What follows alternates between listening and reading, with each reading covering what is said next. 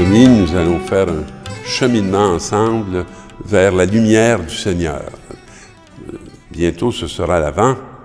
Et le prophète Isaïe a reçu cette révélation au sujet de Juda et de Jérusalem, qui sont en distanciation, on va dire, et qui sont comme séparés.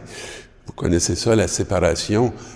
Il y a beaucoup d'expériences dans notre monde qui sont engagées dans une voie semblable. Alors, il arrivera dans l'avenir que la montagne du temple du Seigneur sera placée à la tête des montagnes et dominera les collines. Bon, alors c'est comme une annonce qu'il va y avoir une unité et qu'il va y avoir un sommet et que ce sommet-là va être établi à Jérusalem. Et toutes les nations vont affluer vers elle. Fait que là, voyez-vous, là, il y a comme une force d'attraction. Tout va être attiré vers elle. Et des peuples nombreux se mettront en marche. On peut avoir cette espérance pour notre monde, parce qu'il y a bien des peuples qui mériteraient de pouvoir se mettre en marche.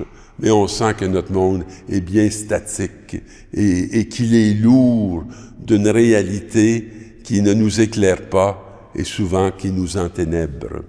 Alors, venez, montons à la montagne du Seigneur, au temple de Dieu de Jacob. Il nous enseignera ses chemins et nous suivrons ses sentiers. Voyez-vous, ce désir qui est dans le cœur de ces peuples. Être enseigné, découvrir les voies de la vie, pas les voies d'une réussite matérielle, mais d'un accomplissement spirituel. Alors, car c'est de Sion que vient la loi, de Jérusalem la parole de Dieu. Il sera le juge des nations. Pas un juge arbitraire, pas un juge qui condamne, pas un juge qui est distant, non, un juge qui accompagne, un juge qui soutient dans la croissance, qui éclaire les consciences. Alors, l'arbitre de la multitude des peuples, et là, on nous dit, de leurs épées, ils forgeront des socs de charrues et de leurs lances des faucilles. Fait qu'on fait pas la guerre. Déjà, on transforme ça pour cultiver, pour produire le pain. Alors, on sent qu'il y a comme une justice qui est annoncée, une violence qui est vaincue. On ne lèvera plus l'épée nation contre nation, on ne s'entraînera plus pour la guerre. Venez, famille de Jacob, marchons à la lumière du Seigneur.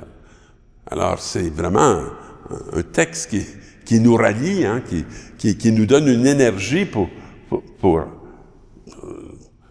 la construction, hein, pour l'unité, pour la communion, pour le développement de l'humanité. Alors, le jour est tout proche. C'est la deuxième lecture qui est de Romains. Vous le savez, c'est le moment, l'heure est venue de sortir de votre sommeil. Bon, ben, on a dormi assez longtemps, là, mes amis. Moi, je pense ça. Je pense ça qu'on est endormi, là, pas mal depuis longtemps. Alors, c'est le temps de se réveiller. Le salut est plus près de nous maintenant qu'à l'époque où nous sommes devenus croyants. La nuit est bientôt finie. Hein?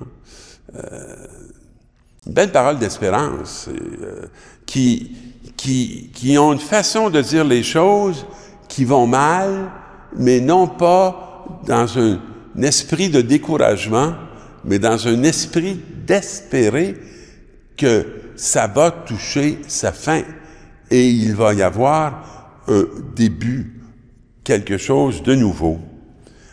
Rejetons les activités des ténèbres, revêtons-nous pour le combat de la lumière. Conduisons-nous honnêtement comme on fait en plein jour. Alors, arrêtons de nous cacher, de vouloir avoir à tout prix de l'argent, des jeux, puis de tout ce que vous voulez.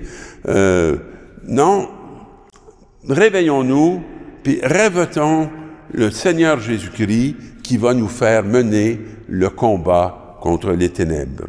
Vous le savez bien. Veillez donc, car vous ne connaissez pas le jour où votre Seigneur viendra. Ah! On ne sait pas. Mais tenons-nous prêts à l'accueillir. Tenons-nous prêts à le recevoir. Et vous le savez bien, si le maître de maison avait su à quelle heure de la nuit le voleur viendrait, il aurait veillé et n'aurait pas laissé percer le mur de sa maison. Alors, pourquoi qu'il nous dit ça? Pourquoi qu'il veut qu'on saisisse qu'il faut être bien éveillé pour ne pas être surpris? Sinon, l'heure du Fils de l'homme va nous surprendre. Et l'heure où on est appelé à atteindre la maturité de notre humanité va commencer par des événements qui nous surprennent. Est-ce que notre cœur va être prêt ou est-ce qu'on va être tellement endormi qu'on ne le verra pas et qu'on n'entrera pas dans ce jour?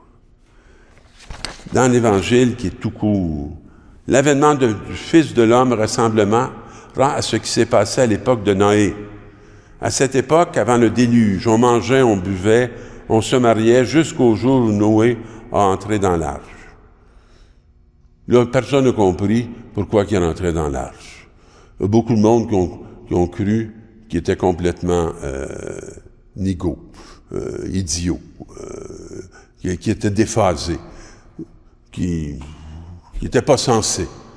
Alors, on a continué à manger, à boire, puis à s'abuser.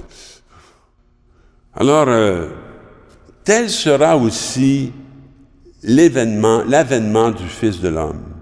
2 hommes seront au champ. L'un est pris, l'autre laissé. 2 femmes seront au moulin. L'une est prise, l'autre laissée. Alors on peut dire, mais c'est pas juste. Pourquoi qu'ils ne sauvent pas tous les 2?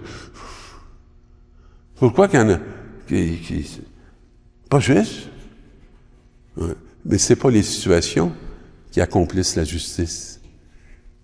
C'est l'être que nous sommes dans les situations. Et ceux qui sont bien endormis ne pourront pas se mettre debout parce qu'ils vont être aspirés. Et les autres vont avoir le chemin de Pâques pour rester debout et traverser. Préparons-nous à l'heure où notre résurrection va nous être proposée.